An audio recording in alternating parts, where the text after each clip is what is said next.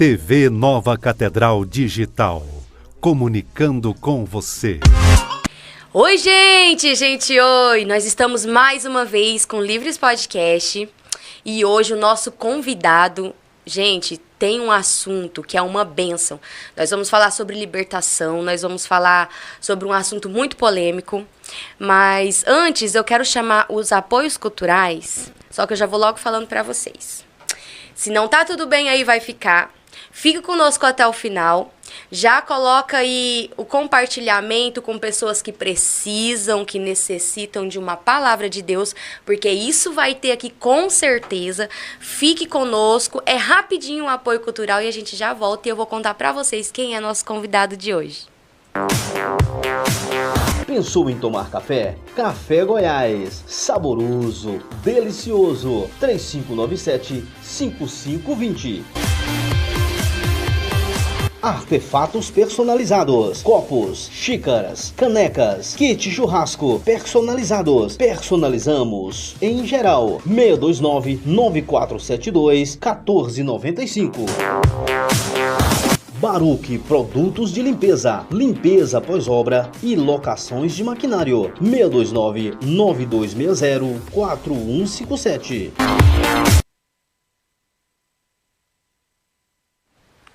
É isso aí, gente, voltamos e eu vou contar já pra vocês quem é o nosso convidado. Nós estamos aqui com o pastor Albert, ele mesmo, e ele já vai logo se apresentar pra vocês. E eu tenho certeza que tudo que for dito aqui nesse bate-papo vai tocar a sua vida ou a vida de alguém. Paz do Senhor, seja bem-vindo, pastor, que honra ter você aqui. Amém, a honra é minha. Saber que tem esse projeto, né, que Deus confiou a vocês e todos que estão nos acompanhando, né, eu sei que não é apenas uma entrevista, mas é uma propagação do Evangelho, né, para que todos sejam acompanhados e sejam alcançados pela palavra de Deus, né. Então, fazer dessa noite essa entrevista é fazer uma ponte para que vidas sejam alcançadas, né. Glória e para mim é uma honra, gente, estar aqui hoje com essa mulher que é de Deus, missionária, cantora, pregadora, ou seja, eu não sei o que ela vai me perguntar não, mas eu tô aqui para poder fazer a vontade de Deus, né? E anunciar que Jesus é maravilhoso demais, né? Só Ele faz essa obra. Ô, glória! Pois é, gente, pastor Albert também é uma atalaia nas mãos do Senhor. Eu sei que muita gente aí já conhece, né, a história dele, o testemunho dele. Mas hoje a gente, nesse bate-papo, vamos falar coisas que às vezes não dá pra ser dito no altar, né? Muitas pessoas têm curiosidades, né? Muitas pessoas que conhecem seu testemunho e também pessoas que não conhecem seu testemunho vão conhecer hoje, né, através aqui do Livres Podcast. E a gente gostaria de saber, assim, como foi a sua vida desde o início, o porquê você tomou algumas decisões, o que te levou a acreditar no seu ministério, como você descobriu o seu ministério, na sua infância como era, você sonhava com esse ministério ou não, você acreditava em algo assim ou não, como foi assim, desde a sua infância, você chegar no seu ministério hoje? Bom, foram tantas perguntas, né, que o cérebro não raciocinou, mas vamos lá. Eu não nasci no berço evangélico, né, Aitena, eu não nasci no berço evangélico. Eu nasci da 7ª geração de candomblesistas. Olha. Então, eu não tive uma mãe missionária, uma avó dirigente do ciclo de oração. Eu não tive uma formação cristã.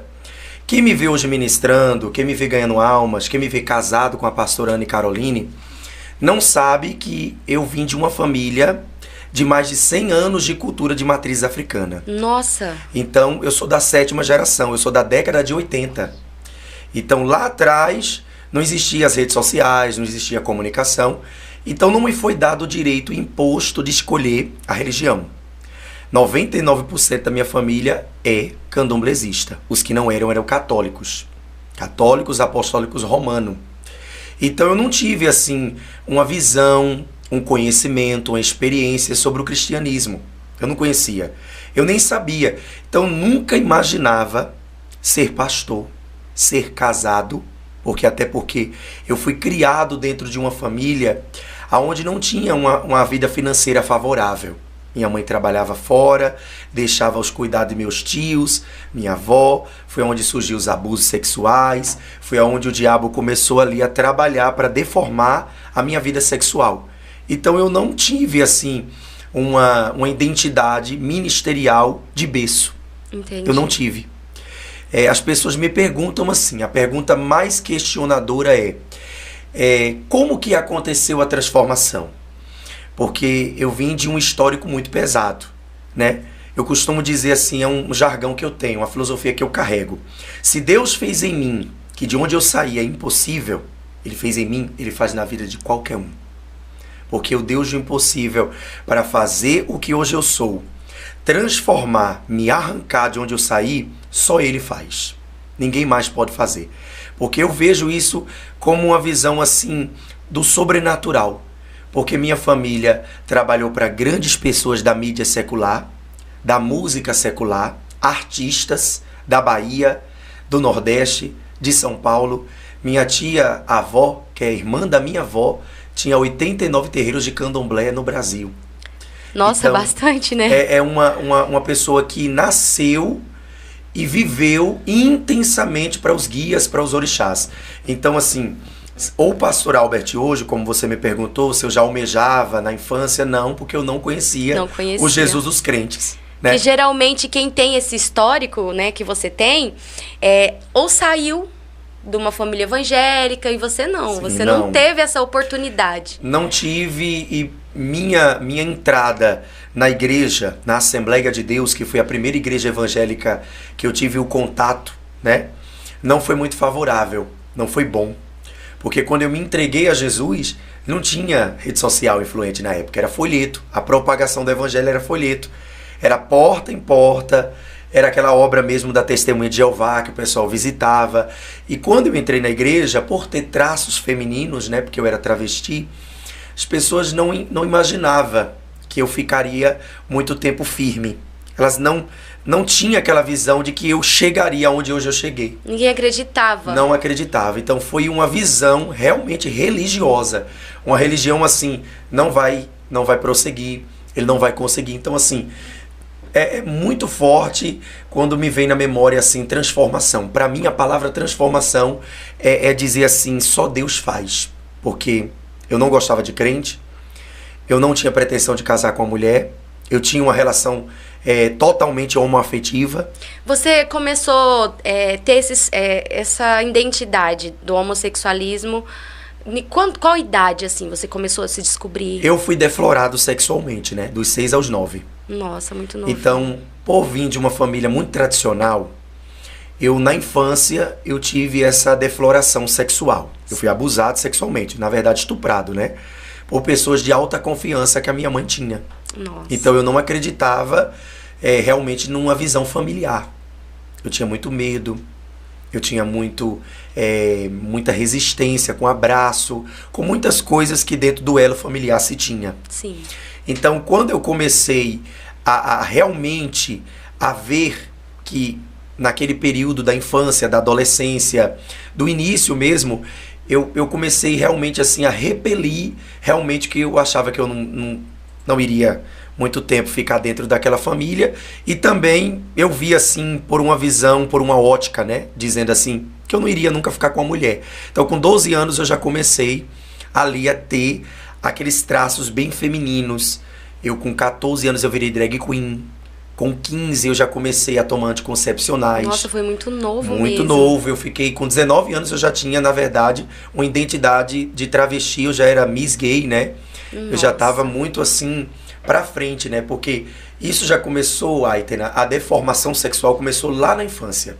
Sim. A falta de cuidado materno, a falta de abraço, de carinho familiar que eu tinha, foi aonde desencadeou tudo. Uma família quebrada, pra você não Justamente. tinha estrutura nenhuma de querer ter uma família. Minha família era muito tradicional, muito rígida, muito conservadora, muito homem, mulher, muito machista, muito assim, muito repugnante. Era aquele povo que era a tradição.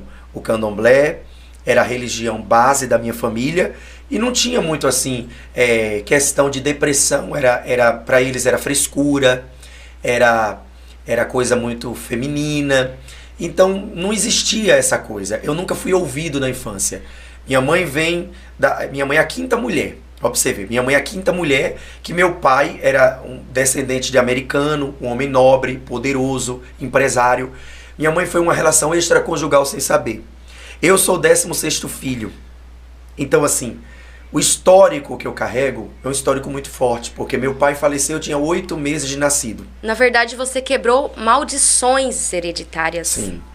Nossa, que forte. Muito, porque minha caminhada dentro da Assembleia de Deus ou dentro da religião cristã, né, onde eu professo a fé, não foi fácil.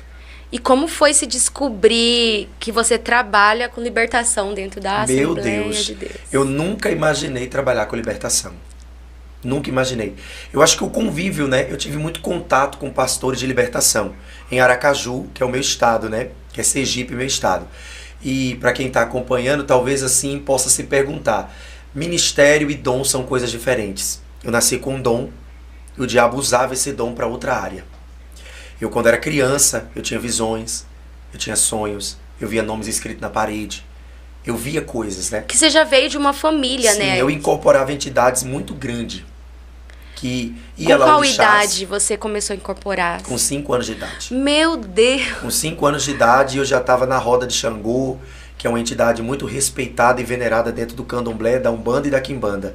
Então eu recebia grandes entidades que pessoas de dentro da religião do Axé precisa ter um grau maior de desenvolvimento. Então, dentro do candomblé, na linguagem iorubá, se chama abicum, quando a pessoa nasce do Axé. Eu nasci dentro do Axé. Eu não fui levado para o Axé. Eu nasci lá dentro. Eu vi coisas que, aos olhos da religião cristã, os crentes e os evangélicos não teriam coragem de fazer pelo Senhor Jesus. Eu vi pessoas fazer dentro do candomblé o que pessoas não têm coragem de fazer. Eu vi na porta da casa da minha tia, com mais de 250 filhos de santos incorporados na roda da gíria. Eu vi pessoas levar como obra de caridade, como projeto social, como forma de abençoar. Eu vi pessoas levando 100, 200 caixas de conhaque, uísque. Eu vi pessoas abençoando. E eu estou falando de uma época muito diferente da nossa realidade. Sim. Uma época que o salário mínimo era R$250. E não existia internet. Não tinha na época nenhum tipo de vaidade, porque hoje as pessoas usam a religião do candomblé também para fazer através de redes sociais, abrir carta, consulta. Eles também não respeitam a religião. Mas pelo poder mesmo. Justamente. Uma forma de dizer assim, uma forma de vaidade. Sim. Eu sou do candomblé. Sim. E o candomblé, eu conheci ele não como hoje. Eu conheci a força da magia negra diferente de hoje. E eu vejo dentro da igreja evangélica o estereótipo, o grau de preconceito muito elevado. Eu vejo que as pessoas colocam a placa da denominação que elas congregam acima do propósito. Sim. Elas falam muito bem da igreja delas e pouco do propósito dela. E é por isso que tem divergência. A igreja não está preparada, por exemplo, para receber o cracudo, o comando vermelho, o traficante que foi batizado no comando vermelho, o travesti que usa no corpo injetável ainda PMMA. existe muita religiosidade. A resistência, a religiosidade ainda é menor do que a resistência. Eu acho que o preconceito vem acima da religião. Ainda é maior. Porque tem pessoas que falam assim: quando Deus me levantar, eu não vou ser igual fulano. Então ele já está se colocando numa posição maior do que ele. Sim. Porque o evangelho não é sobre ser maior, o evangelho é sobre ser menor. Sim. E dentro do candomblé ninguém começa de cima, você começa de baixo. Você passa um tempo comendo no chão, você vai fazer o santo, que é o iaô dentro do roncó, você vai rapar, você vai catular. Então, tudo isso que eu estou falando não é preconceito sobre a religião, até porque eu quero deixar isso claro. Eu tenho muita gratidão de onde eu saí, porque eu não saí de lá porque o diabo me deu com a mão e tomou com a outra. Eu saí porque o Senhor Jesus me arrancou. Sim. Havia uma missão para mim cumprir dentro das igrejas. Havia um propósito para mim. E a pastora, né, a minha esposa, a minha adjuntora, foi aonde ela foi a base para me apresentar o evangelho. Ela vem de um histórico de uma família pentecostal e de uma família de mais de 60 anos no ciclo de oração. Olha! Eu não. Eu venho de uma família oposta. É água e óleo. É diferente. ela é o oposto de mim. Ela é o menos, eu sou o mais. Eu sou daquele que veio da perdição, das drogas, dos vícios, da promiscuidade, da sujeira. Eu venho de um histórico onde eu destruí 600 casamentos. É vergonha falar isso, não é orgulho eu falar isso, até porque casamento é o elo mais sagrado de uma família. Mas eu era pago, subordinado. Eu tinha uma pessoa que trabalhava para mim dentro do cemitério, era onde levava os trabalhos. Então assim... E para você era algo normal, para você era natural. Como eu falei, né? Eu não conhecia Jesus. Você não conhecia. Eu não achava que aquilo que eu fazia era método proibitivo. Já aconteceu de... Posso fazer uma pergunta? Pode. Desculpa eu intrometer aí, ô pastor. É uma pergunta que tem a ver, e aí volto a dizer, né, que às vezes eu sou um cara que critico, às vezes, cortando na própria pele as nossas atitudes como igreja do Senhor Jesus. Claro que eu não sou maluco de tocar na noiva, né?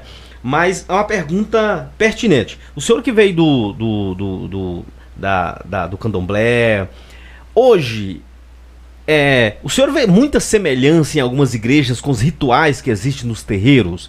Ou é coisa da minha cabeça? Sim. Até porque eu não conheço, né? Eu não conheço a parte de dentro. A gente vê o que a mídia mostra, o que algumas pessoas veem, mas você que veio de lá, hoje a igreja copia muito alguns rituais de lá, e se copia, né? Você pode citar algum, no caso, que fazem lá, que geralmente as pessoas fazem na igreja, às vezes inconsciente ou sem saber, né? De repente faz porque é levado a fazer. Você pode citar algum pra gente? Eu acho que sim, né? É uma boa pergunta, né? Eu acho que o sincretismo religioso, a igreja, ela perdeu a identidade ministerial dela, que é a palavra. E quando a igreja ela vai perdendo a identidade, ela tenta buscar características em outras coisas. Existem algumas coisas dentro de algumas igrejas que se intitulam ser igrejas evangélicas, pentecostais, avivadas e igrejas, entre aspas, renovadoras. Eu não tenho nada contra, até porque o maior erro não vem quem vem do altar, vem quem congrega. Porque Paulo adverte a igreja de Roma dizendo que deveríamos apresentar os nossos corpos como sacrifício puro e vivo diante de Deus e o nosso culto racional. E eu acho que muitas pessoas que estão dentro dessas igrejas, elas estão por causa daquilo que elas querem ouvir e não daquilo que elas precisam ouvir. Sim, verdade. Algumas coisas que me chocam dentro das igrejas pentecostais é a semelhança de algumas coisas ligadas ao espiritismo, à mediunidade. Como a questão de Sal Grosso, como a questão de Rosa Ungida, como a questão de Vale do Sal. Eu não tenho nada contra a simpatia, eu não tenho nada contra a pessoa fazer uma campanha, até porque eu também sou um homem que realizo campanha na minha denominação, da qual eu frequento, e sou pastor pela misericórdia. Mas eu acho que a gente deve colocar na cabeça do fiel que é a fé dele, o fundamento da fé, que leva ele a receber a verdadeira transformação, Aitena. E tem algumas igrejas que realizam isso.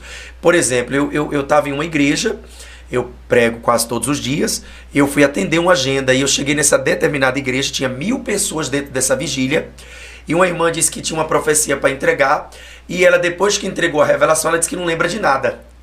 Eu fiquei chocado com aquilo que ela falou, ela também ficou chocada com a minha expressão, porque eu fiquei espantado, e disse para ela: olha, amada, me perdoe, eu posso até falar e você pode interpretar mal, mas não existe profecia que um profeta entregue que ele não lembre. Porque o Espírito Santo ele traz a consciência e não a inconsciência. Os orixás é diferente. Ele usa o indivíduo para que inconsciente ele coma coisas, beba e faça a mutilação do seu corpo.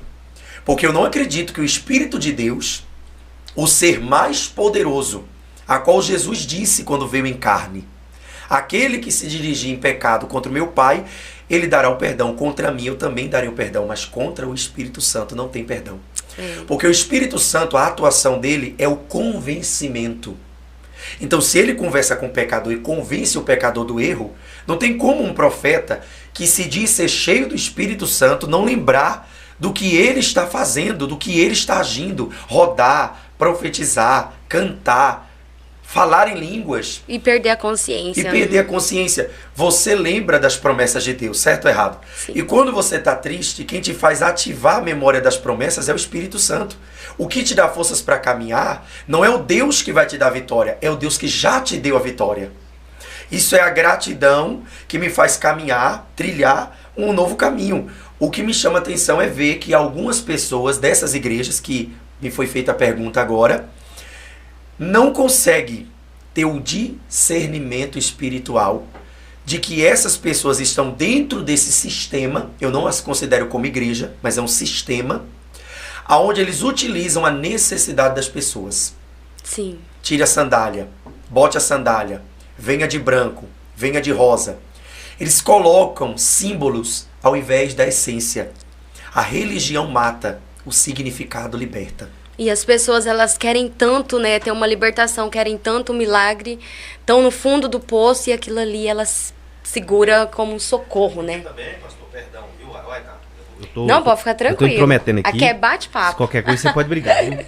É porque assim, ó, eu sou um cara que como eu trabalho com mídia, então eu tô sempre ligado, né? Eu tô acompanhando isso pelo monitor aqui, que senão eu vou ficar virado assim. E, por exemplo, eu vi esses dias uma pessoa que eu estou falando de Jesus, evangelizando, e ele pegou pra mim uma igreja, né, não é aqui, onde o pessoal bota aquele vestidão tipo lá no terreiro, os homens, e fica rodopiando e fazendo batuque o tempo inteiro. E ele falou, cara, mas isso aqui, olha o que ele me disse, isso aqui eu já faço lá, né, eu já fiz muito no terreiro que eu frequentava, dos irmãos espírita. E eu fiquei sem palavra, porque assim, você vai falar o quê? Até que ponto, pastor, na sua opinião, né, o senhor como pastor, como alguém que veio de lá, o senhor conhece os dois lados, até que ponto é aceitável esse tipo de coisa dentro da igreja no quesito evangelismo de Jesus, né? Porque um negócio desse causa mais escândalo do que coisas boas, né? Até que ponto eu, como membro, porque o líder tem gente de todo quanto é jeito, né? Infelizmente tem gente que é bom caráter, tem gente que é mau caráter, tem gente, enfim, cada um com seu cada qual, e cada um vai prestar conta, né? Mas até que ponto eu, como membro, devo começar a estranhar quando eu começar a ver essas coisas dentro da igreja? A falta de discernimento leva a pessoa a ter, né, essa falta de diferença, né? Existe a maioria dessas igrejas na Bahia, né? Em Salvador, lugar onde o evangelho assim realmente necessita ser pregado. Não que a Bahia, por ser um estado de sincretismo, né, careça do evangelho. Mas eu acho que a falta de conhecimento, a falta de compreensão. Eu tenho obreiros da minha denominação, da minha igreja, da qual eu sou pastor, que veio do candomblé, foi feito santo no candomblé. A metade dos meus obreiros ou veio do candomblé ou veio da prostituição. Eles vieram para dentro da denominação por causa da minha história de transformação e da minha identidade pastoral. Então, como nas outras igrejas eles bateram na porta e não conseguiram esse apoio, na minha igreja eu ensino, eu deixo claro de que, sendo hoje sacerdote e pastor da palavra, eu não trago nenhuma característica do candomblé. Pelo contrário, Entendi. Eu trago todos os rudimentos da palavra. Na minha igreja tem a palavra, tem os hinos da harpa cristã, tem a tradição pentecostal. Só que eu não coloco nada que seja ligado ao sincretismo. Nada que seja ligado a dentro da cultura de matriz africana. Em que sentido, pastor? Aquela coisa de estar rodando o povo, de estar jogando cadeira, aquela coisa que é uma falta de compreensão muito grande, muito grande. Então, eu vejo que alguns fiéis que estão me acompanhando agora, que estão dentro de algumas igrejas, tem pessoas que questionam os dois tipos de denominação. A igreja mais fria, monótona, e a igreja que está desse lado de cá, que é a igreja mais liberalista. Que é a igreja, meu pastor me libera, meu pastor me permite fazer isso. Porque também tem pessoas que deixam de ter um contato íntimo com Jesus na sua casa e vivem procurando profetas. Então essas pessoas estão sendo inseridas na profecia de Jesus. Quando ele diz, trocaram o evangelho por amor à vaidade. Eles trocaram. Na verdade, Deus deixou o discernimento, Aitena. Não existe um ser vivo que venha receber uma oração que ele não testifique no seu próprio espírito que aquela pessoa que está sendo direcionada a ela tenha Deus. Você tem discernimento. A Bíblia deixou claro que aquele que tem o Espírito tudo discerne. Paulo fala isso na carta aos Coríntios. Então não tem como uma pessoa que está dentro de um corpo pentecostal, que se diz ser uma igreja que acredita nos mistérios, que é assim que eles falam.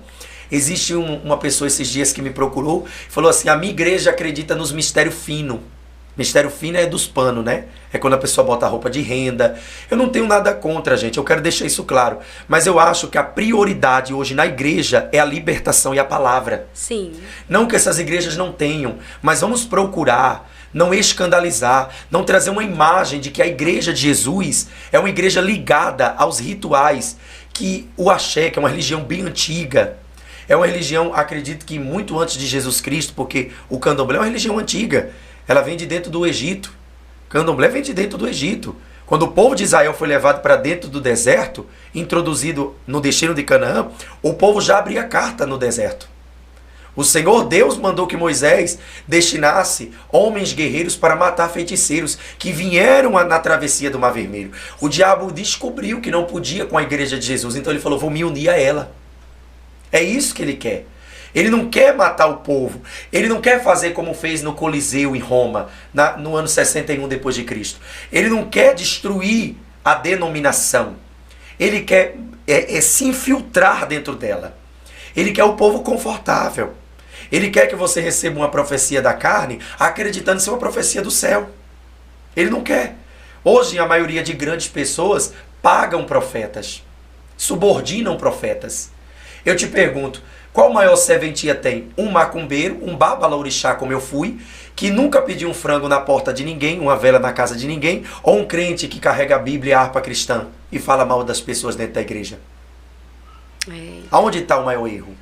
Então, eu acho que a gente deveria rever nossos conceitos como evangélico, porque a maioria de cantores, pregadores que não foram discipulados estão hoje destruindo almas por causa da falta de conhecimento. Falta de conhecimento, ego, vaidade, desejo de poder, né?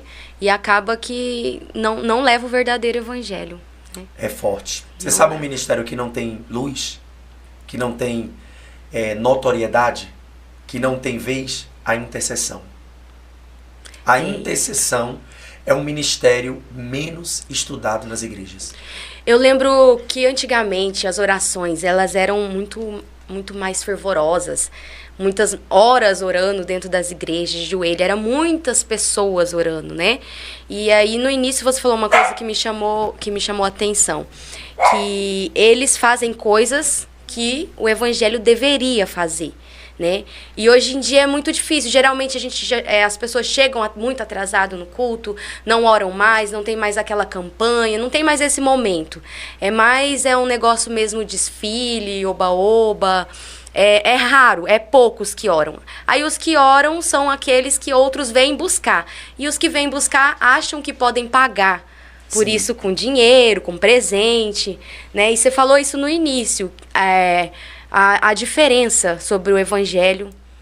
Gastaríamos horas, né, para falar sobre isso. Quando eu vou dar uma palestra, né, eu sou formado em História, quando eu vou dar uma palestra, Aitena, ou quando eu vou trazer o discernimento para dentro da igreja, quando algum pastor me pede ajuda, meu obreiro não consegue entender o chamado, a libertação, por exemplo, que é um ministério. O ministério de libertação é escasso hoje nas igrejas. A maioria de igrejas hoje não quer libertação. Eles querem efusividade. Eles querem movimento. Eles querem eventos, competição, seguidores, entretenimento. Eles querem algo que seja distante. É por isso que no nosso solo brasileiro, o candomblé, que é a religião hoje que mais abrange homossexuais do Brasil, tem crescido e as igrejas têm diminuído. Porque as pessoas acham que abrir a igreja é colocar o nome delas no CNPJ. Mas a igreja não se abre, a igreja se nasce. Se a igreja não nascer na eternidade, ela não é aberta. Eu posso colocar o melhor pregador, eu posso colocar a melhor equipe de louvor, eu posso colocar o melhor recepcionista na porta com a prancheta na mão. Mas se a igreja não tiver um propósito, se ela não tiver uma base, uma estrutura em que ela vai se apoiar. Você pode perceber como um pregadora, como missionário que você é. Você pode perceber, chega numa igreja de profecia, chega num culto de libertação. Você vai ver que a metade das pessoas que estão dentro daquele corpo, Quando eu falo corpo, eu estou falando do órgão vivo, da igreja, da eclésia, né? Chega, por exemplo, naquela igreja. As pessoas vão por causa de uma identidade. E qual é ela? Se eu, como pastor, alimento os fiéis com profecia, eles só vão para a igreja por causa da profecia. Sim. Se eu alimento a igreja com rituais, com campanhas, com simpatias, com prender a pessoa por causa de um ato religioso, ela só vai estar dentro daquela igreja como membro por causa daquele ato. Então, quando a gente fala hoje sobre o conhecimento, que as pessoas têm dificuldade de sentar para aprender, de absorver o conhecimento, é porque intercessão não é orar. Intercessão é se colocar no lugar do outro. Antigamente, quando eu cheguei na Assembleia de Deus, tinha algumas mulheres que eu conheci e eu peguei as características dela, missionária Isabel, que já descansa no seio do Senhor, missionária Ninha, que hoje ainda está viva em Aracaju, missionária de oração, que tem o joelhinho preto, o cabelo branco, o grampinho no cabelo, o cheirinho de leite de rosa, alguém que não tem dente na boca, alguém que não tem ensino fundamental. Elas chegavam na igreja e de costas elas ficavam atrás da mesa de mármore. Aquela mesa repleta de pastas, de exames, de currículos, de certificados, de documentos, né? Eu lembro que às vezes o calor de Aracaju, 40 graus, com a sensação térmica de 50, elas estavam orando. E como eu era neófito, né? Novo convertido, não conhecia Jesus, não tinha nem noção de onde ele iria me colocar. E elas oravam, oravam, oravam, oravam. E eu lembro que chegava no altar prostitutas, vendedoras do seu corpo, e se tornavam libertas. Eu lembro que, numa ocasião que teve um culto chamado Deus vai restituir a minha sorte de volta, era o nome da campanha. Foram feitos 7 manhãs consagratórias. Em uma das manhãs, Aitena, chegou uma moça, muito pálida, doente.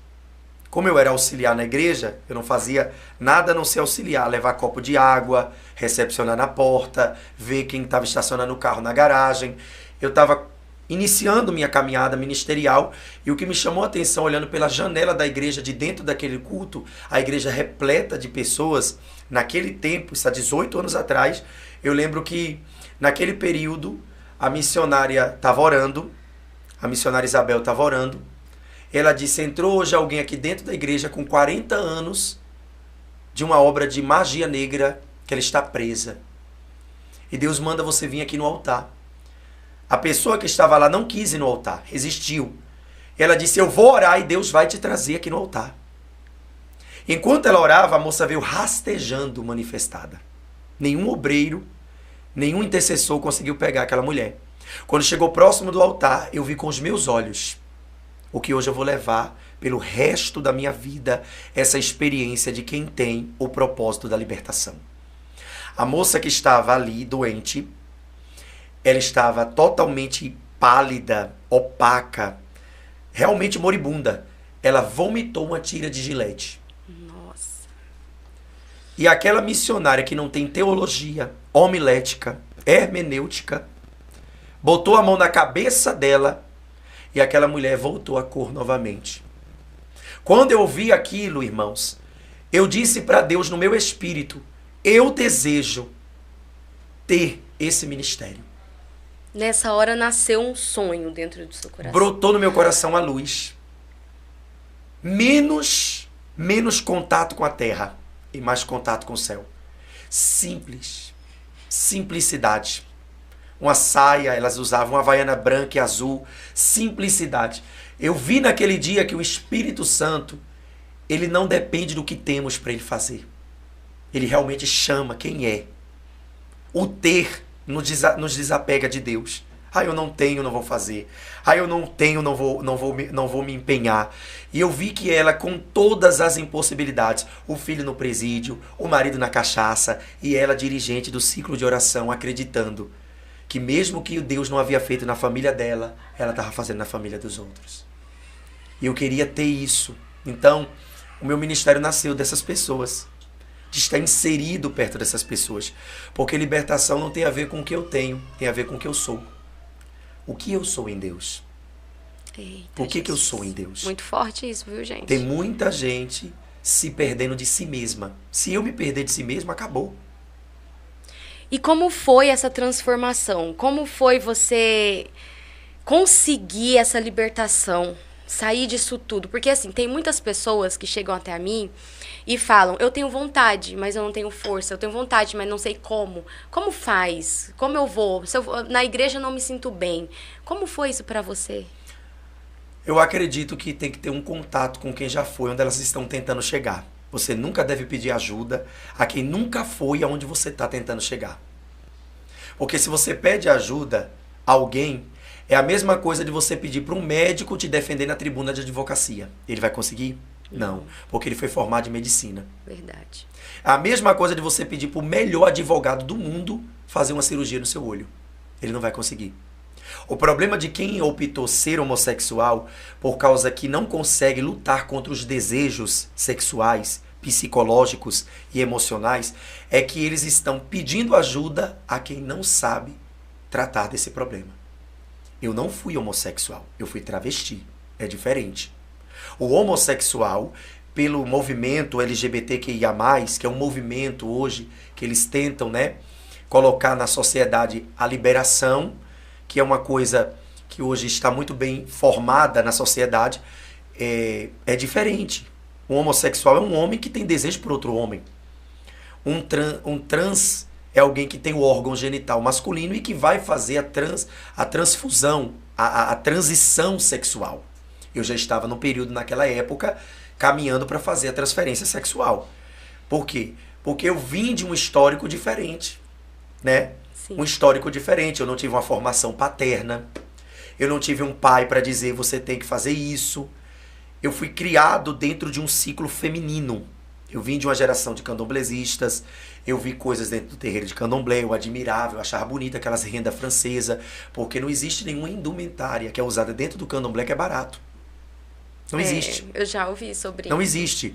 Nada dentro do candomblé é barato. Nada dentro do axé é fácil. Tudo é sacrifício. A facilidade que as pessoas estão encontrando no evangelho é o que está levando elas em ruína.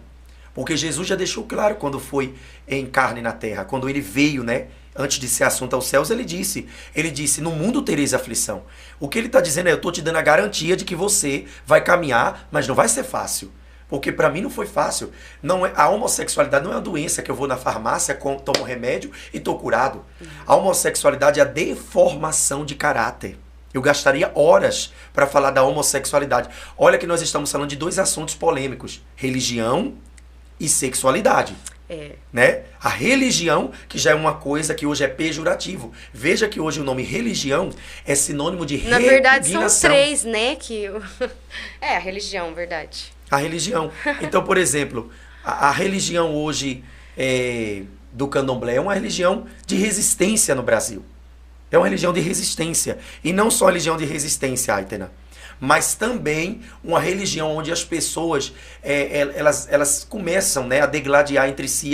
Porque respeite, porque eu também não concordo com o evangélico ser arrogante, presunçoso, a criticar o candomblé porque cada um escolhe o destino da sua vida. Agora também a gente não pode deixar de falar de que Jesus Cristo de Nazaré, o maior e mais poderoso revolucionário da história da humanidade, hoje é incompreendido. Jesus é incompreendido. As pessoas, por exemplo, estão na igreja, mas não sabem quem é Jesus. Verdade. Elas não sabem quem é Jesus. Só ouvem falar. Elas não sabem. A religião, por exemplo, o que antigamente religião era sinônimo de orgulho. Quando você via um pai de família, ele dizia assim, eu sou um homem religioso. Era orgulho. Hoje, no vocábulo cristão, religiosidade é sinônimo de repugnação. Sim. Só que a palavra religião do grego vem de religário. Significa ligar o homem a Deus. Então, por que as pessoas colocaram o nome religião como preconceito? Porque eles acham que religião é resistência. Só que não. Religião é religar o homem a um Deus.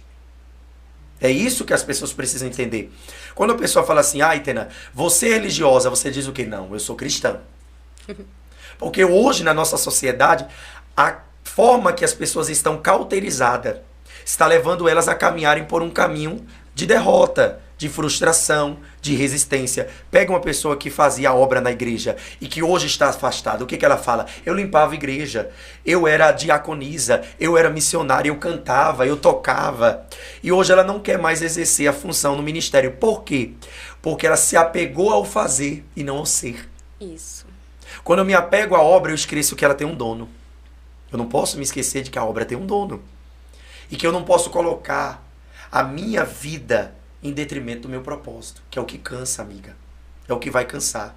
Então, naquele período, como você me perguntou, né, sobre a questão de como começou, de como foi a minha caminhada ministerial, eu era cabeleireiro, hairstyler, eu era empresário, eu tinha motorista particular, eu tinha 3 empresas de colorimetria, eu viajava do norte e nordeste, ao ponto que eu viajei por parte do Brasil inteiro, e eu ganhava livre, com meus 16 funcionários, eu ganhava 20, 30, 40 mil por semana. Nossa. Então, como na época eu era usuário de cocaína, heroína, eu não acreditava muito no amanhã. Então, eu ganhava hoje 40 mil, gastava hoje tudo em festas, espumantes. Eu entrava às vezes no motel com 4 pessoas para ter aquele momento de prazer sexual. Eu acordava na banheira sem saber quem me usava, quem eu usava. Eu não tinha noção da vida. Né? Eu não tinha noção da vida. E dentre o período que eu tinha empresa, eu coloquei num noticiário de um jornal em Aracaju, chamado Mais Aju, que eu precisava contratar uma pessoa para limpar, de auxiliar de serviços gerais. E dentre aquelas pessoas que foram contratadas na entrevista, uma delas foi uma moça de pele escura que era negra. E ela veio trabalhar dentro da minha empresa. Quando ela chegou para trabalhar dentro da minha empresa, que ela fez a entrevista, ela veio com a saia no pé, ela veio com a Bíblia preta na mão. Eu disse, você veio para a igreja ou veio fazer uma entrevista? Ela falou, não, é porque eu vim, mas eu vim de um culto, então eu já vim direto para cá. Então ela veio fazer a entrevista, resumindo, contratei ela, não havia pretensão de contratar evangélico, porque eu não gostava de crente. E naquele período a minha maior vontade no mundo, sem brincadeira, era matar um crente. Eu nunca consegui destruir a vida de um crente. Eu ia perguntar isso agora. A minha maior vontade no mundo, porque assim, os crentes na minha época eram mais ousados que hoje, né? Eles entregavam o folheto e diziam, Jesus te ama e ele vai te pegar. Então hoje não, as pessoas têm medo de uma garrafa de champanhe na esquina de casa, elas já passam com medo. Elas não sabem o poder que elas carregam, porque se elas soubessem, elas não teriam tanto medo das trevas, porque luz só brilha nas trevas, meu amor. Luz não brilha na luz. E os crentes querem pregar para os crentes. É muito fácil eu pregar para um evangélico. Eu quero ver pregar dentro do terreiro de Umbanda. Acontecia de você fazer trabalho e ser rejeitado porque era crente? Acontecia muito isso? Qual era o seu pensamento? Então, como falei aqui, né? A moça que estava lá dentro do salão era evangélica, assembleiana. Eita. Como eu costumo brincar, ela era assembleianossaura, aquela mais velha, assembleiana tradicional. Aquela que nasceu no glória e no aleluia. O próprio Deus colocou ela lá. Lá, e às vezes eu saía para atender uma cliente, às vezes eu ia fazer um implante, às vezes eu ia fazer uma conferência, um coffee break, uma palestra, e ela ficava, porque era ela que limpava, que fazia toda a limpeza dos cuidados da minha empresa. Então quando eu saía, ela pegava o óleo na bolsa dela da campanha da igreja e ungia minhas perucas, sem minha autorização. Meu Deus. Então, os trabalhos dos assentamentos que ficavam no fundo do salão, para as entidades que eu servia, como Nanamburoquê, o Baluaê, né? Ogumaré, Oxumaré, Yansan, e várias outras entidades que eu venerava. Dava tudo errado. Porque o óleo que estava na mão dela, da campanha da igreja dela, que era ungido dentro da minha empresa, meio que eu me sentia como se fosse uma pessoa repelida dentro da minha própria empresa. Então você vê, com a maturidade que eu tenho hoje, eu compreendo de que aquela unção, que aquela oração, que aquela autoridade que ela carregava, era uma maneira dela cercar aquilo na oração. É como a Bíblia diz, né? A oração de um justo pode muito ter seus efeitos. Mas né? até então você sabia ou não? Não tinha noção nenhuma. Eu vim descobrir que os trabalhos estavam dando errado quando eu fui dentro do meu terreiro. Eu tinha 200 filhos de santo. Dentro do meu terreiro, uma moça parou num carro importado na época, na porta do meu terreiro, muito bem vestida, uma bolsa na mão. Ela foi lá porque ela queria um rapaz. Ela pegou uma fotografia, que era uma fotografia que na época era impressa, né? Na época a rede social era o falecido Orkut, né? E ela pegou aquela fotografia e ela levou no meu terreiro porque ela queria aquele rapaz, um rapaz bem elegante, bem vestido, de terno, gravata. E o orixá havia falado para mim do material necessário que havia sido estabelecido para fazer o trabalho. Do trabalho para ser feito só de mão de obra. Era 10 mil reais. Nossa. E ela disse, dinheiro para mim não é o problema. Eu quero esse rapaz. Só que eu não procurei saber quem era o rapaz, eu não procurei saber de onde ele era. E eu fui fazer o trabalho em uma distância de quase 100 quilômetros. Fui fazer o trabalho, porque até nisso a entidade não trabalha. Ela não atua em qualquer lugar. Não aceita qualquer coisa. Não aceita qualquer ambiente geográfico para fazer o trabalho. Quando eu cheguei para poder comprar o material para fazer o trabalho e reunir alguns dos filhos de santo, Ieked, Ogã, para fazer o trabalho, até no determinado lugar, era 3h40 da noite, eu nunca esqueci isso. Uma das mulheres, que é filha de santo minha na época, hoje é missionária, estava incorporada, o orixá que estava à volta ali, a entidade disse assim, eu não quero nenhum trabalho aqui feito hoje. Eu não quero nada do que tem aí a gente quer. Não pode fazer esse trabalho. Porque veio uma ordem lá de cima. A primeira vez que você ouviu isso? Eu fiquei assustado porque eu já tinha o hábito de fazer as coisas e darem certo. Sim. 7, 14 e 21, né? Porque é assim que é trabalhado lá dentro. Então, quando eu fui fazer o trabalho, eu me espantei. Porque a própria entidade que falou. Veio uma autorização para a gente não mexer nesse rapaz. As velas, todo o trabalho. Todos os animais que eu tinha feito, o sacrifício, que eu tinha decapitado. Gente. A entidade disse, pode parar o trabalho. Pra você foi o... Eu recolhi o que deveria ser recolhido, joguei no lixo, o que deveria ser jogado no lixo. Imagina 10 mil reais de material. Nossa. 20 cabeças de bode. Imagina isso. Para fazer uma amarração. Né? Entidade perigosa. Exu, tranca-rua das almas. Então, quando eu cheguei lá, recolhi o material, fui para casa. No dia seguinte, fui no terreiro da minha tia, que ela era minha ancestral, a pessoa que havia me instruído e me direcionado ao candomblé. Quando eu cheguei para sentar com ela, eu disse, tia, eu fiz um trabalho e deu errado.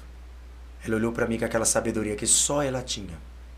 E disse, você procurou saber com quem você estava mexendo? Nossa. Falei, não. E precisa? Ela falou, deve. Nunca esqueci isso, igreja. Ela disse, nem todo trabalho que você faz derruba todo mundo. Porque nem todo mundo é fácil de derrubar. Ela disse, eu te dei todas as instruções de dentro do axé. Mas tem uma instrução que eu esqueci de te dar. Ela levantou o óculos, sentou comigo e disse, você pode matar, sacrificar, arriar despacho e obrigação é boi e é bome para qualquer entidade. Mas existe um povo que você não pode mexer. Nossa. Esse povo é diferente de nós. Eu falei, como eles são? Ela disse, eles são diferentes da gente, porque quando a gente quer fazer, a gente mete a mão na cara e a gente faz. Eles não. Eles vão para casa e faz uma reza de pé para trás e o que é para dar certo dá errado. Nossa. Eu disse pé para trás, ela falou, eles se curvam diante do Deus deles. E o Deus deles não deixa que a macumba pegue neles. Eu falei, a senhora quer dizer que eu vou ter que entregar o dinheiro de volta à mulher que me procurou porque quer o homem da fotografia? Ela falou, sim. Porque não adianta você mexer com aquilo que os orixás não dá conta. Olha só. Eu olhei para ela e disse, e quem são esse povo? Ela falou, eles não prestam. Nossa. Eles não valem nada. Eles são carregados. Hoje eu tenho compreensão de que a gente de fato é carregado até a tampa, né? Do poder e da unção. Ela disse assim, eles são carregados. Não mexa com eles. Eu disse, não vou devolver não. Aí minha tia falou uma coisa para mim que eu carrego até hoje. Ela disse, um homem sem uma família, ele não é nada. Você não mexeu apenas de um homem. Você mexeu numa família. Você não sabe quem esse homem é. Quando eu fui identificar, eu ainda continuei enganando a mulher de que eu iria devolver o rapaz para ela.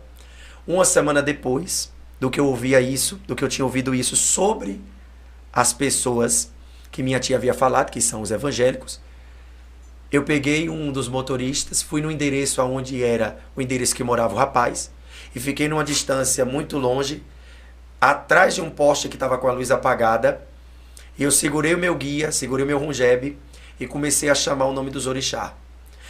Era interessante porque já era um período mais longo da noite. Naquele tempo, o povo nordestino dormia 6 para acordar 5 para trabalhar. Já era quase meia-noite. A luz incandescente da porta da casa daquele homem estava aceso. Quando eu cheguei do outro lado da rua, que eu fiquei olhando e coloquei a mão no rungebe e comecei a chamar o nome das entidades, a entidade materializou a minha volta e não conseguia atravessar a rua para entrar na casa do homem. Era como se elas tivessem uma barreira que impedisse elas de entrarem dentro daquela casa. A metade da janela estava aberta, passou pela janela, eu enxerguei de longe uma senhora de cabelo branco. Eu deduzi, é a sogra. Logo em seguida passou uma mulher. Elas estavam gritando, não dava para ouvir o que elas estavam gritando. Aí quando passou eu disse, aquela deve ser a esposa, porque aquele homem que aquela mulher me pagou era o marido da melhor amiga dela. E ela havia saído da igreja, porque ela queria o marido da outra. Meu Deus. E a casa estava super... Sabe aquele povo que vai para a igreja e às vezes quer destruir o casamento dos outros? Quer tocar na família alheia? Essa era a mulher que me pagou na época para querer o marido da outra. Aquela mulher saiu para a porta da casa dela, com as mãos pingando de óleo ungido. Ela não estava me vendo porque eu estava no escuro, todo de preto. Quando ela estava na porta da casa dela, sem ver, mas pelos olhos espirituais, ela levantou as mãos em direção ao outro lado da rua. Ela disse, Satanás, eu já te vi. Eu te dou uma ordem agora, por um caminho você veio, por 7 você vai voltar. Meu corpo paralisou, minhas mãos suavam e transpirava. A minha sensação era que meu espírito saiu de dentro do meu corpo. Nossa, que experiência. A autoridade daquela mulher foi tão grande que ela gritava que às vezes o pescoço dela ficavam para fora e ela disse assim, eu e minha casa serviremos ao Senhor. Olha só. Sabe o que ela estava fazendo? Anos depois, me tornei evangélico. Fui tomar um café na casa dela, sem ela saber que eu já tinha feito trabalho para a casa dela. Ela disse, você acredita que sempre eu vejo um demônio na porta da minha casa, já vieram fazer até trabalho na minha porta? Eu olhei para ela e disse, fui eu que vim fazer. Outra pergunta que eu ia fazer, você já encontrou com alguém que já encontrei. Infelizmente, vergonhosamente já encontrei, até porque a Bíblia diz que nada em oculto que Deus não venha trazer em revelação, né? Não há nada em oculto que Deus não traga à tona. Tem alguém que é membro seu hoje que você já fez trabalho antigamente? Não. Membro não, porque eu moro em Goiânia, né? Sou de Aracaju, mas moro em Goiânia. Mas eu tenho ovelhas que eu já ganhei para Jesus em Aracaju, que eu já fiz trabalhos de magia para eles. Olha só. Já teve casamentos que eu mesmo destruí, e foram casamentos de 20 anos de matrimônio, e que depois que eu me tornei evangélico pela misericórdia, no período da época eu era missionário, e eu atei o casamento pela campanha. Que bênção, hein? Né? Porque eu me tornei assim, Aitena, missionário durante muitos anos da minha vida, né? Viajei por todo o Brasil, né? Esse acontecimento, então, ele trouxe uma curiosidade dentro de você, e aí você começou a ir para a igreja ou não? Não, ainda permaneci um bom tempo dentro do candomblé. Até porque eu não conhecia Jesus. Eu vim ter uma experiência mais íntima quando eu tive câncer, né? Quando eu tive câncer na porta do hospital em tratamento, o povo da Deus é Amor e da Universal, eles pregavam para mim, mesmo eu não gostando deles. Então não tinha como eu rejeitá-los, porque agora eu estava em cima de uma maca, agora eu estava pesando 37 kg e 700 gramas. Nossa. Tem fotos minhas espalhadas aí nas redes sociais, no Brasil inteiro já conhece, né? Então assim, a minha história, a minha experiência com a imersão com Jesus, ela é uma história forte. Porque quem pregou para mim foi o próprio Senhor Jesus. Mesmo a minha atual esposa, Anne Caroline, a qual me ganhou para Jesus, das trevas para a luz, fazendo da vida dela um objeto de oração, uma mulher de oração, entregando a minha vida no altar, mesmo assim, eu ainda não tinha algo que me dissesse assim, eu sou o teu Deus. Então, só naquele período que eu convivi com câncer, que eu fui operado, que os médicos arrancaram 10% das minhas cordas vocais, tiraram, e que ficou tudo podre por causa dos anticoncepcionais que eu tomava 30, 40 por semana, né? Então, por causa do período, foi que eu comecei a ter uma experiência. Eu tive 5 paradas cardíacas, Na quinta parada que eu estava dentro da UTI, eu vi um ser caminhando por entre o corredor. E aquele ser veio na minha direção, de branco, com os cabelos penteados. Quando aquele ser veio, ele falou coisas para mim que, se eu falar, quase ninguém acreditaria. Ele falou coisas para mim sobre o céu e o inferno, né? Eu era o elo da minha família. Quem iria dar continuidade ao candomblé seria eu. Eu sou o último dos descendentes do candomblé. Então não era minha família. Porque minha tia já havia sido morta. Deixou várias casas de candomblé no Brasil. Minha mãe, quase 60 anos dentro do candomblé. Você quebrou esse elo, você quebrou então essa não foi nossa. fácil. No período que meu pastor me batizou e me ganhou para Jesus, o casamento dele de 50 anos, a esposa dele foi envenenada. Então, me ganhar para Jesus, ou me ter no Evangelho, não foi fácil. Não foi fácil porque minha esposa, na época, ainda não era minha esposa. Era apenas alguém que orava para que Deus me libertasse, para que eu casasse com ela. Ela viveu em depressão. É a mesma que ungia suas perucas? Sim. A mesma e única, né? Eu nunca me relacionei com outra mulher. Não, eu falo assim, porque você começou contando Sim, de uma moça ela era minha que você funcionária, contratou. se tornou minha assessora, vestia meus biquínis, minhas calcinhas, minha lingerie, limpava minhas botas, e enquanto ela limpava, ela orava. Eu não sei responder pra vocês o que é que ela viu num travesti que hoje é um marido casado com ela, que tem 18 anos de relacionamento com ela. Eu não sei. Mas eu sei dizer que ela tem que contar isso pra vocês. Porque é loucura uma mulher olhar, porque eu no lugar dela não faria isso nunca.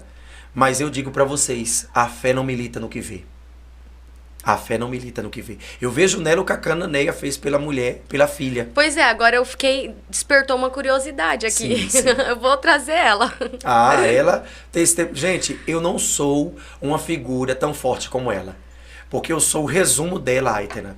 Eu sou o tijolo em cima do alicerce, o alicerce é ela. A minha esposa me acompanhou em todas as fases. Fases de travesti, fases de babalaorixá, foi no meu terreiro de candomblé. Eu tive que parar o ritual porque os orixá não descia, não incorporava, porque ela estava lá dentro.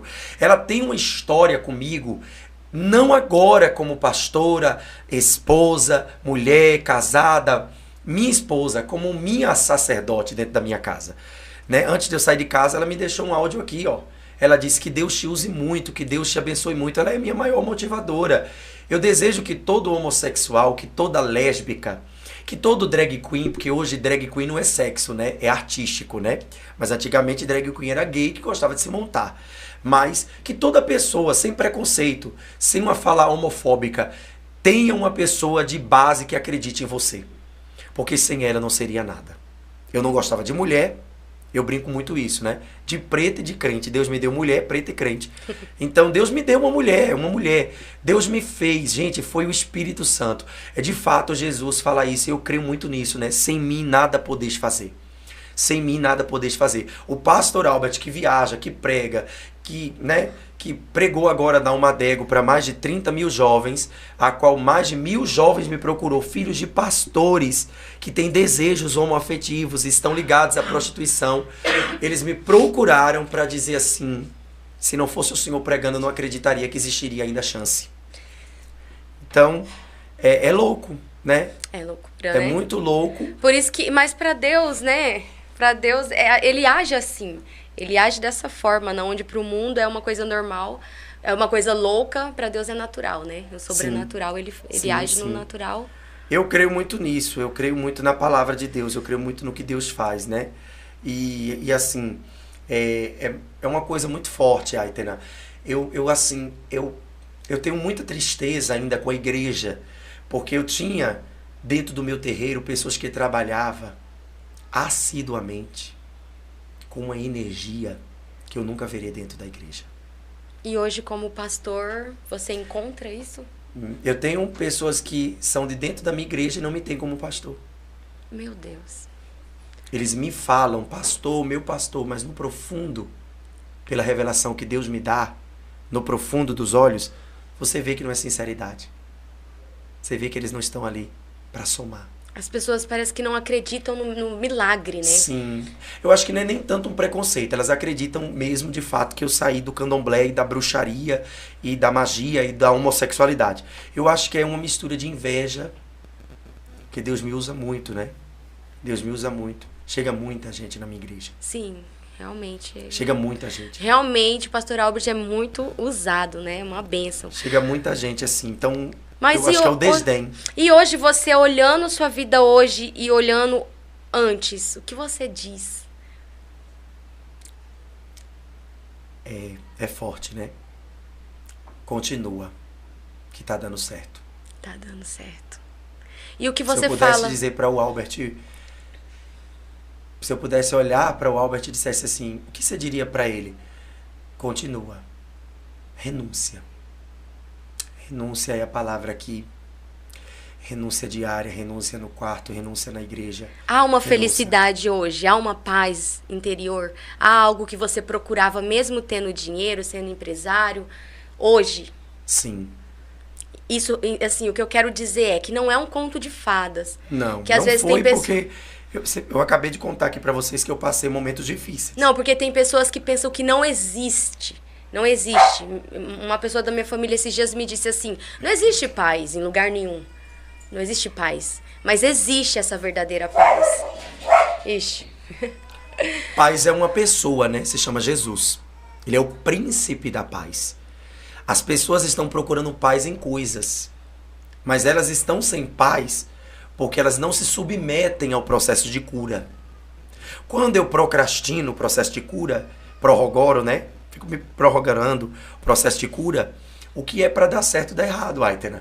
Então, assim, eu passei momentos difíceis da minha vida, momentos muito difíceis da minha vida. Momentos que eu cheguei a sentar assim na igreja e dizia assim, vou voltar para cocaína, e tentei. Eu fui usar cocaína com gravata, terno e Bíblia na mão. Minha história não é uma história de 10 meses, são 19 anos. Não é uma história que se eu contar para vocês aqui é fácil. Mas eu quero dizer para vocês que servir a Jesus é chique demais, gente. Jesus não quer nada do que você dá para ele, ele só quer você. Só que eu não quero me doar o tanto que ele quer que eu me doe, porque eu tenho medo. Tenho medo do que vão falar, tenho medo do que vão dizer, tenho medo se eu cair. Gente, você vai escorregar, é natural. Seus pés não são máquinas. Nós não somos robô computadorizado. Por que eu não acredito 100% na predestinação que algumas igrejas pregam? Uma vez salvo, salvo para sempre. Eu não acredito, porque a obra da santificação é uma obra constante de renúncia. Não vai eu orar não para ver se a homossexualidade não está me esperando na porta da igreja. Para eu pecar, não carece eu ter o ato pecaminoso. É só eu dar abertura aqui no meu intelecto, no meu psique. Porque tudo começa a partir do seu cognitivo. A deformação, o estupro mental é muito grande. A pessoa passou por uma humilhação, a pessoa passou por uma ingratidão, pastores que não querem mais pastorear, pastoras que não querem mais maridos, porque não aceitam mais casar, porque foram frustradas. Quantas pessoas me chamam de falsos profetas? Por que eles me chamam de falso profeta? Porque essas mesmas pessoas ainda têm ligação com o candomblé. Elas podem não falar para você, mas vão lá no horóscopo do dia. Elas vão ver vídeos online de quem está abrindo carta, tarô. São pessoas que procuram uma revelação. Elas querem uma resposta. Só que Deus vai falar coisas sobre... Olha, eu acho isso interessante em Deus. É tão louco servir a Deus, porque tem coisas que Deus só sabe de nós daqui a 10 anos. Ele vai revelar. Tem coisas que eu só vou descobrir de mim daqui a 5 anos. Eu não imaginava, né, chegar onde cheguei. Mas se eu disser para você que eu já via eu chegando. Eu via. Eu via. Às vezes eu sentia cheiro. Às vezes eu sentia aromas de lugares. Lugares assim. É muito forte. O Espírito Santo, ele mostra mesmo pra gente. E pra gente já encerrar, né, esse assunto... Fala para as pessoas que estão ouvindo, que eu sei que tem muita gente que não tem coragem de falar, né? Mas tem essa briga, tem essa luta interna, tem muitas pessoas que tentaram, mas foram frustrados. Um conselho para as pessoas, não só na área que você sofreu, mas eu sei que a área que você conseguiu vencer, qualquer área o ser humano pode. Então, um conselho para essas pessoas, seja elas que estão lutando contra o suicídio, contra o homossexualismo, contra a droga, contra... seja o que for, que tem maltratado essa pessoa. Procure o máximo que você puder. Um líder, um discipulador, um mentor, que tenha maturidade para entender o grau das suas feridas. Porque a oração não tem a ver com o que eu sinto, tem a ver com o que eu sei. Você não deve orar quando sente, deve orar porque é hábito. Então você que está passando por algum processo de calamidade, algum processo de necessidade, alguma área deflorável, alguma área decadente, alguma área de necessidade, procure o máximo possível. O conselho que eu deixo para vocês é: vale a pena renunciar. Ah, mas eu não quero casar para que a outra pessoa que está comigo venha ser infeliz, porque eu não vou conseguir amar. Você só não vai conseguir fazer essa pessoa feliz se Jesus não for o centro dessa relação. Se Jesus não for o centro dessa relação, você não pode ter um subterfúgio. Eu não vou me refugiar em uma mulher para esconder a minha sexualidade. Não, não. Você não deve se refugiar em ninguém. Primeiro se submeta ao processo de cura. Deus vai direcionar você, porque uma pessoa saudável, ela consegue curar outras pessoas. Então, o único conselho que eu deixo para vocês é procurar cura, método de cura, libertação, transformação. Não se alcança de longe, se atesta de perto. Não adianta ter cura pelas redes sociais, não adianta ter cura por um vídeo do YouTube, não adianta sentar na mesa de um psicanalista para tratar de uma doença psicossomática, não adianta, você não vai conseguir se libertar, sair dessa situação. É necessário você passar por esse processo sensível para alcançar a cura na totalidade da área da sua vida. E é só Jesus que faz isso, Aitena. É só Jesus. Eu sento com pessoas, eu aconselho pessoas, eu direciono pessoas, mas eu deixo claro para elas: se você não abrir a boca, não expor a necessidade, você não alcança a cura. Tem que saber se a criança na infância foi abusada, se na adolescência teve um contato sexual com o mesmo sexo, porque não é só a homossexualidade que hoje está deflorando, destruindo a mentalidade das crianças e da sociedade, dos princípios familiares. Mas é a religião também. Sim. A religião que às vezes está tentando trazer para perto pessoas que deveriam estar curadas, pessoas que estão no altar sem cura, pessoas que exercem um cargo, uma liderança sem cura. Elas estão fazendo porque elas estão recebendo ordens e funções, mas não porque o chamado delas é aquele. Se acostumaram, perderam o controle, maquiou alguma coisa. Sim. E chegou nesse ponto, se tornaram cegas e não conseguem mais enxergar. Sim. Gente, é um assunto assim que daria para ficar muito mais aqui conversando sobre o assunto. Eu tenho muitas perguntas, mas não vai dar, né? Porque o tempo é um assunto realmente que tem horas e horas e horas, se você for puxar, né, pastor? Mas eu quero pedir para você ser um instrumento nas mãos do Senhor. Talvez você viu isso aqui, lembrou de alguém e pensa assim, sentiu no seu coração, compartilha com essa pessoa, porque a gente nunca sabe quem é que está passando por algo, quem é que está vivendo a luta interna, quem é que... Às vezes a pessoa está sorrindo para você, mas você não sabe o que ela enfrenta no particular, no íntimo. Então compartilha, seja um instrumento de Deus também. O pastor Albert está aqui como instrumento de Deus, como pastor, ele trabalha na área da libertação, ele veio desse lugar onde ele sabe como agir na área da libertação, ele faz a parte dele. Eu faço a minha parte levando para vocês, e você pode fazer a sua parte levando para alguém. Se foi bom para você o assunto de hoje, leva adiante, compartilha com alguém, que Deus ele vai falar com pessoas. Tem muita gente que chega no nível a qual ele chegou há alguns anos atrás e não tem força. Ele coloca uma corda no pescoço, ele desiste, ele se entrega totalmente, vira um morador de rua, alguma coisa assim, porque foi muito frustrado, não tem sonhos, e o ser humano, quando deixa de sonhar, ele já é um morto-vivo no meio da sociedade. E você pode fazer algo por alguém, sim, através de um compartilhamento, gente. E é muito, muito linda a história. Eu acompanho muito o pastor Albert, a esposa dele, e eu acho muito lindo a forma dela agir na sua vida. Sua esposa, realmente, ela é um exemplo. É um exemplo. Eu quero até mandar um beijo aqui pra ela. E, às vezes, eu fico olhando e falo assim, gente, realmente, ela é uma mulher de muita fé. Porque, assim, você é quem você é hoje por causa dela, sim, né? Sim. E você precisa de alguém.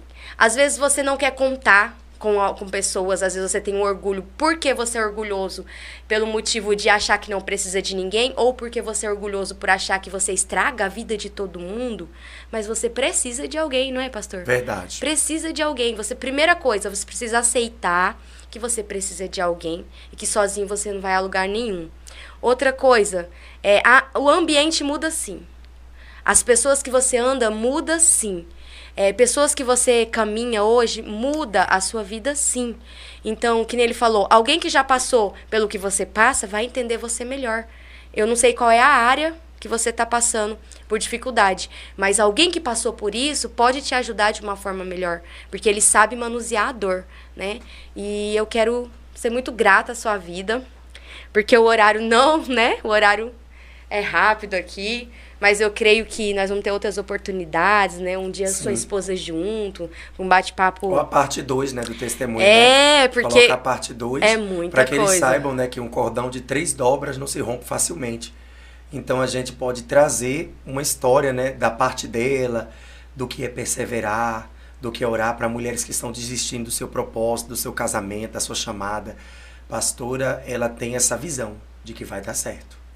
Deus restaura, Deus liberta e Deus cura. Eu já vi gente assim com o limite da ponta do iceberg. E ela pegar na mão e dizer assim, vamos caminhar. E hoje está vivendo bonança e testemunho. Olha só que bênção. Você podia deixar aqui nas suas redes sociais o endereço da sua igreja, que eu sei que muita gente está precisando da sua ajuda, pastor. Sim. Muita gente, esse vídeo vai chegar na vida de alguém que vai precisar da sua ajuda. Se é daqui da região de Goiânia, conta para eles aí, chama eles aí. Amados, olha, nossa igreja, a Assembleia de Deus Missão do Avivamento, se localiza na Avenida C197, Jardim América, Goiânia, Goiás.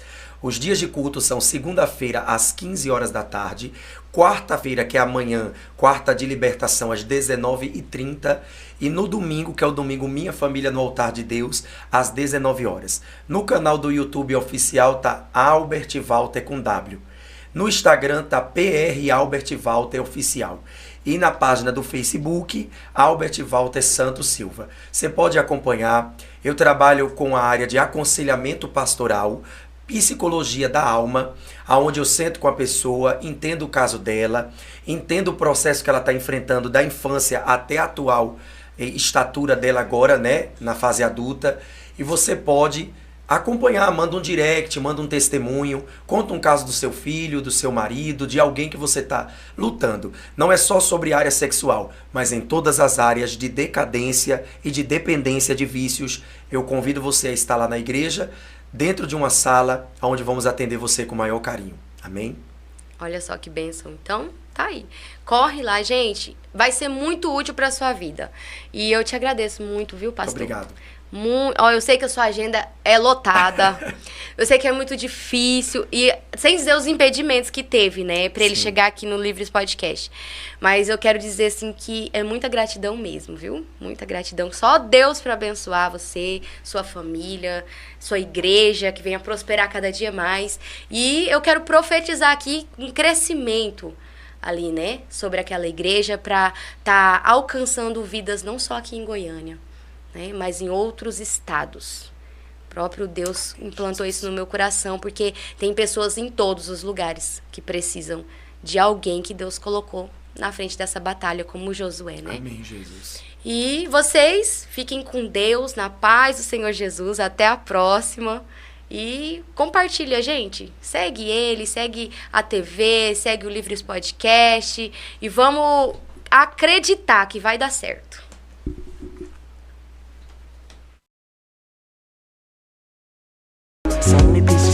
TV Nova Catedral Digital, comunicando com você.